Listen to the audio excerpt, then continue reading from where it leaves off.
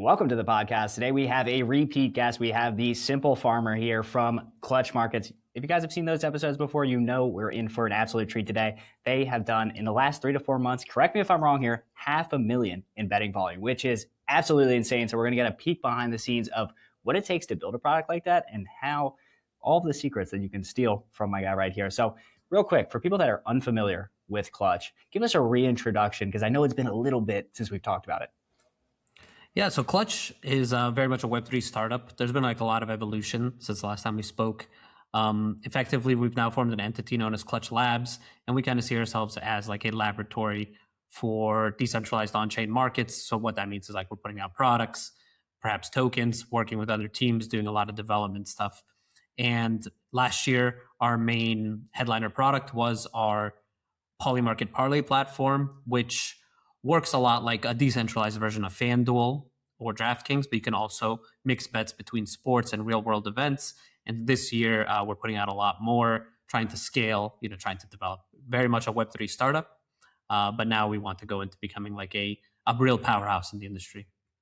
Well, I'm going to assume most people know what a parlay is, but for the person that's coming in being like, what the heck is a parlay? Give them a quick explainer.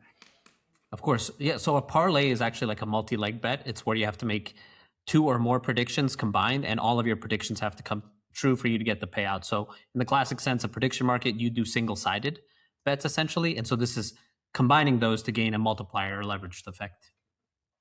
So let's get an example because I think this will hammer it home. So for people, they might think, Trump wins an election, and then that might have a secondary impact on something like gold, and then there might be a tertiary impact. So what's happening is they're placing a bet on all 3 of those happening concurrently, and then they're able to have pretty much a much higher payout because it's the multiplied odds, right?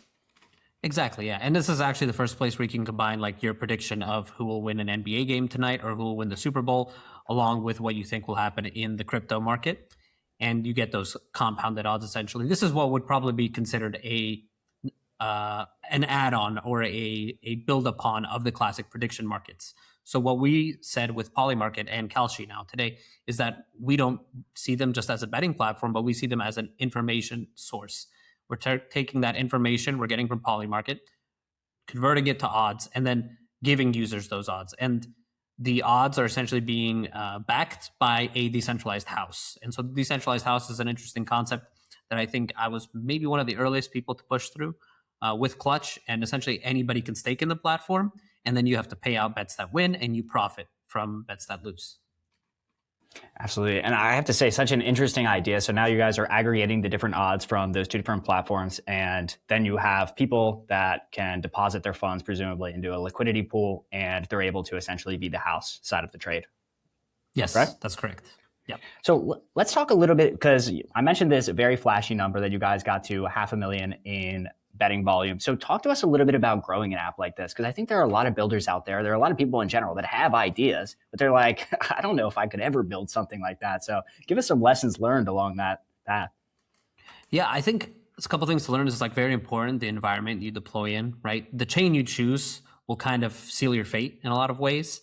I think different chains are easier and harder to grow on depending on what your product is, depending on how well connected you are with the people who can help you co-market and promote the chain.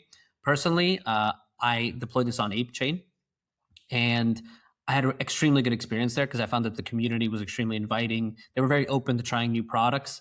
I had to go into spaces, introduce myself on a very human level, and that translated well into essentially users on my platform. I think Apechain, who I actually work for now as part of ApeCo as well, is one of the best places for early stage products. So the products who are trying to test their platform on their first 1,000 users, I actually think there's maybe not a better place in Web3 to deploy than Apechain. And then as you continue to scale, of course, you still want your protocol on Apechain, but you can still expand. You can abstract also your UI UX to make it feel like their product isn't specifically built on a single chain.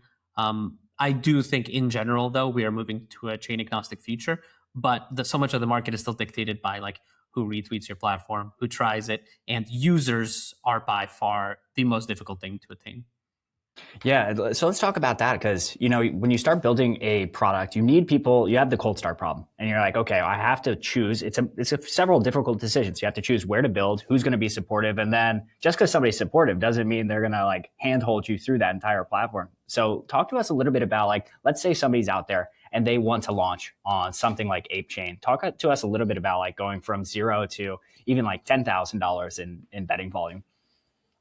Yeah, I mean, it's like I said, there's like I think there's a lot of strategy involved, and something that I tapped into, and something that I wasn't experienced in prior to this, especially since our last chats, is that I found that NFT communities are actually really good at being like an initial marketing and user base, because these are individuals that have essentially accepted that they're going to have an on-chain identity, and actually that's like a big step to go from being a seldom user of chains, right? Somebody who maybe only does transactions weekly, to being somebody who actively participates on X, tweets about things, and adopts an on-chain identity. These people are essentially all in.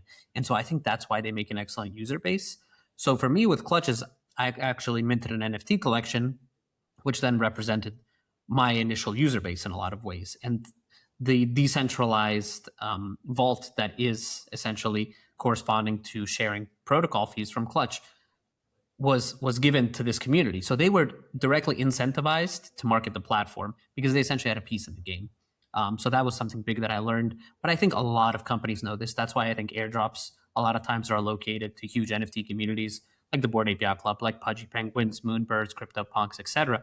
Because developers now know that, hey, these are actually the lowest hanging fruit and some of the biggest voices in terms of KOL reach.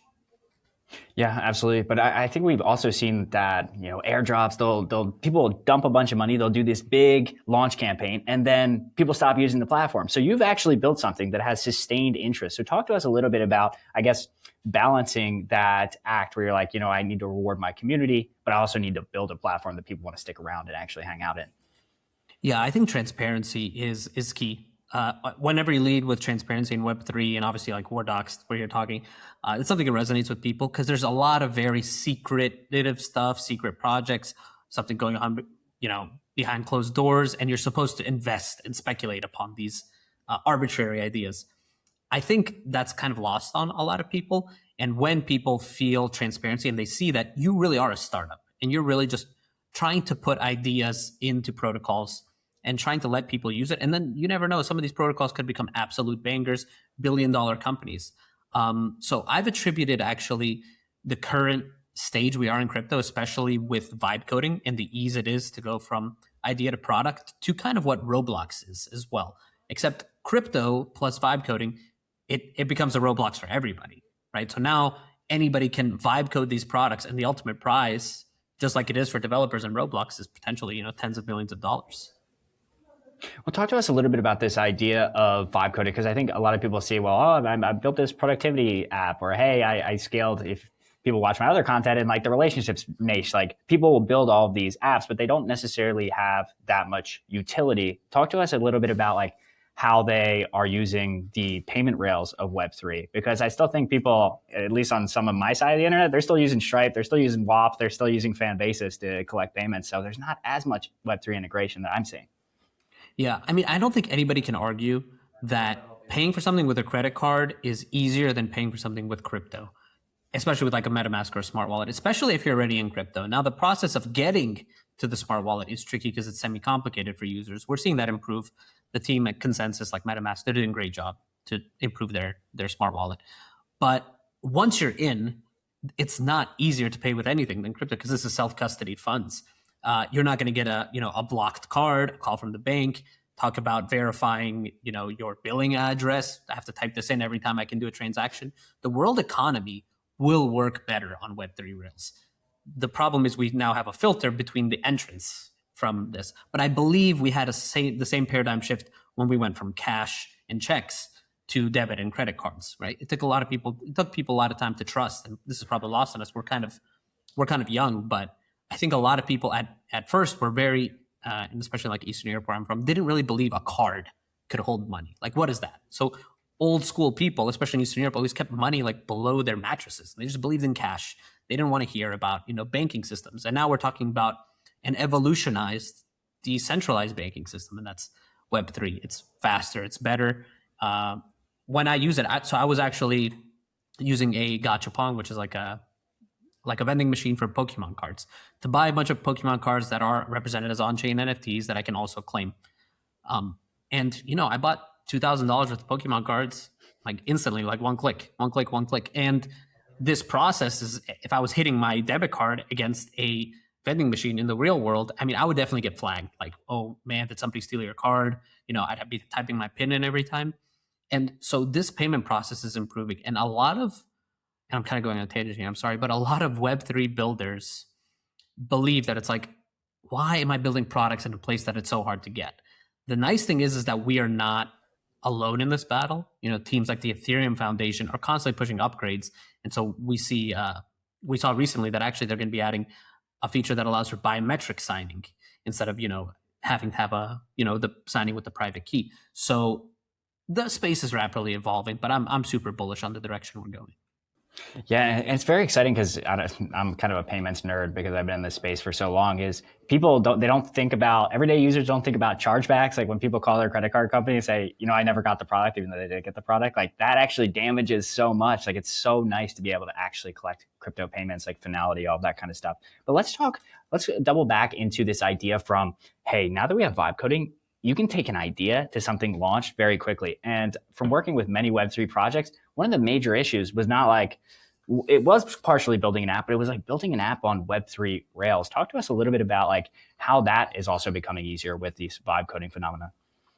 Yeah, absolutely. So, you have tools now that aggregate LLMs. Of course, cloud has improved a lot as well. But now that you have tools that can aggregate LLMs, it's essentially an absolute game changer in terms of like what you can do in a short period of time. Things that otherwise would take like 6 months now take maybe a week or 2 weeks. And the process is improving. So I can really imagine a world where products are essentially pushed out within a day. Good products with code that's maybe not perfect, but extremely good code. And we're rapidly moving towards this future. I kind of feel like we're moving towards an era of pump fun for applications, right? So pump fun, what it was for meme coins, we're going to be doing that for applications. And for me, it's better. What this is essentially doing is enabling creators and creatives, idea guys, right? And I consider myself an idea guy. Personally, I love it. And so with Clutch specifically, I used to feel like it was very important to be very picky and choosy about what I put out, right? Because you always want the product to hit. Otherwise, maybe you lose some social capital, right? I've actually shifted my thinking now. I believe it's best now that people just put out product, put out ideas. Some things will land, a lot of things will miss, but that's okay. Personally, that's how I feel about it. From a developer standpoint, the tools are excellent. They do definitely still require auditing, but auditing lessons also exist. We talk about crypto smart contract auditors all the time. These people make a lot of revenue and they deserve to do so because they've invested in their education to learn this. But you too, as individuals, as developers, can invest in the same education. Yeah, it's very interesting to me is this is all becoming a lot easier. And you talked about the ideas, people, the creatives. It makes me think about what is the major skill and retention mechanism? Is it really just who's the best marketer? It's like PvP marketing and community probably you get the users and how to keep them retained. Yeah, probably a blend of community, storytelling or marketing, and product ideas. And people who have the trifecta are probably going to do exceptionally well here. Probably if you're missing community, you don't have users.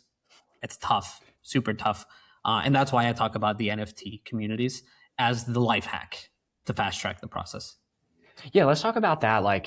Because I think very few people look at NFTs and they're like, okay, this is perfect. People have the branded NFTs for their projects and they're like, okay, well, this is how I can identify my community. But talk to us a little bit about some of the ways you mentioned, and I saw you on a live stream with Hunter the other day, is buying these Pokemon codes. Like, what are some of the innovative uses that you're seeing app builders use NFTs for? Yeah, so NFTs can represent RWAs. And so that's what we saw with the Pokemon card deployment. But for me, a lot of the value in NFTs, I think it's hard to sell somebody. The idea is like, hey, I'm going to sell you this picture. People say, well, I can just download it. I can screenshot it. I can make it my PFP, right? That's the number one normie argument. Watch me do this. I'm about to screenshot your PFP. What are you going to do about it, right? I think the selling point is a little off. I think when people understand that it's a membership into a community, that has deep value. And those connections you're going to get from that community have deep value. So I actually attended my first Ape Fest this past year, which is the community event of the Bored Ape Yacht Club. Massive event, thousands of people. Huge musicians came through. You know, they had like Kodak Black, a member of Outkast came through, cool performances, and all these people in one room sharing a collective energy. And so this sense of tribalism is something that resonates very well with humans. I mean, you see this in like sporting events, right? You got the World Cup coming up, probably going to be a massive example of that. That same energy is what you're paying to be part of when you purchase an NFT and join a community. Now, what can you do with these once you have that representation and you have this either community membership that represents value or RWA, whatever it may be? I mean, you can do a multitude of things. I saw, for example, now we have it's actually been around for a while, but XAUT, which is Tether Gold, for example, is a token. And so we have a form of NFT now that can actually act as a smart wallet. So you could imagine maybe minting an NFT project of some character that has a gold necklace, and you actually give that character a certain amount of tokens that represent RWA gold in their wallet for the NFT. And it can be linked to that NFT forever, representing real life gold that can be redeemed actually for gold bars in Switzerland. So I think there's so many things you can do. It's just more building blocks. And for the creatives, somebody's going to put pieces together and I think make like a great product that combines NFTs, DeFi, you know, maybe meme coins and tokens, community. Everything put together ends up being like a really, really great product. Now, have we seen that in Web3 yet? I don't know. Some people think that maybe the most successful product is Pump Fund. In my opinion, it's probably Polymarket. But I think Polymarket took off when they realized that their utility wasn't giving people a place to bet, but their utility was giving people really good information. Yeah. I mean, Polymarket, I'm definitely going to do a case study on them. So let's talk a little bit about, we talked about NFTs. We talked a little bit about Apechain, Bored Apes. Talk to us a little bit about your upcoming releases, because I want to double back onto Clutch, because I know people are going to be very interested because you have so many things coming out. Just list off some of the things you have coming out and we'll just dive into each of them. Yeah, absolutely. So I'm calling everything Clutch V4, right? So we've done like V2, V3. V3 was the Parlay platform. V4 is going to be a bunch of new releases we're going to put out into the market, combining a lot of these ideas and these principles that actually we just spoke about. So the first thing is Clutch Perps, which is a fully loaded perps DEX, just like Hyperliquid, fully chain abstracted. And so my thought process is, okay, I have a perps DEX. Why would people choose my perps DEX over other pre-existing, you know, whales in the space, like Hyperliquid, like Aster, GMX, for example? And so I wanted to lean back into these NFT communities that I've talked about. And so my thought process is, how can I make this a good deal if you're a person who holds an NFT, essentially a person who has a digital on-chain identity? And so my thought process was that, what if trading on this specific perps platform rewarded you by protecting the floor and adding liquidity to those collections? So for Clutch Perps, at launch, the Bored Ape Yacht Club is going to get 20% of all fees from the platform allocated to a vault that buys Bored Apes off the floor, essentially protecting and adding a layer of liquidity below the collection. And so for me, that makes sense. It's like, hey, you hold this collection, you hold this digital asset that's worth, you know, $15,000, $20,000. You want the value of that asset to go up with time. You want the value of your club to go up with time. One way to do that is essentially buy from your local farmer. Trade on the perps DEX that's going to reward your community and push a portion of those fees back into adding value to the assets that you hold anyway. And so I'll be trying to translate that process to invite more NFT communities and give users more power over where they push fees that come from the use of these products. Yeah, I like that, the shop local idea. So now that would be for people who are specifically in the Bored Ape ecosystem. What about for people outside of that ecosystem? Are they going to look at this and be like, or are we just saying, hey, get 1,000 true fans and then work on going farther? Yeah, so definitely the way it's going to be set up is that if there are enough people from a certain NFT community, so say Moonbirds, if we get 20, 30, 40 users, they'll have a certain amount of voting power that they can push on the platform to say, hey, we want to allocate the fees from our trading to the Moonbirds collection, and then we'll do that as well. So it's all about reciprocating, right, power back to the people who are using the platform. This is, you know, a decentralized space. I think that layer of fee structure, especially when it comes to perps DEX, which is the number one source of revenue in all of crypto, is perps trading. pushed back in to give value to NFT collections, I think it could be an absolute game changer. Now, for the perps, because I know people are going to think, oh, wait a second, it was parlays and now it's perps. Are these at all intermixed, or are these two separate products? It's not like, hey, you're getting a perpetual on a parlay bet. Yeah, so with Clutch, we're kind of restructuring. We don't want to be siloed specifically into the prediction market zone. We want to be a product platform. And so the closest comparison I can think of is you can think about Clutch like the Jupiter of EVM, essentially what Jupiter is on Solana to the Ethereum virtual machine. And so we'll be pushing out a multitude of products. I mean, some are speculatory, some are tools. We can talk about the second product, which is Twilo, which is a DCA and TWAP tool so that you can DCA into tokens. So what I found is that Solana has exceptional token trading volume, number of people who are makers on swapping tokens, but they also have exceptional tools for trading tokens. You get those tools on Jupiter. So we wanted to create an even better version of that on EVM, where users can TWAP, DCA, put in limit orders on tokens so they can have dynamic strategies for how they buy and sell those tokens. And so that'll be Twilo, which is another part of the Clutch V4 release.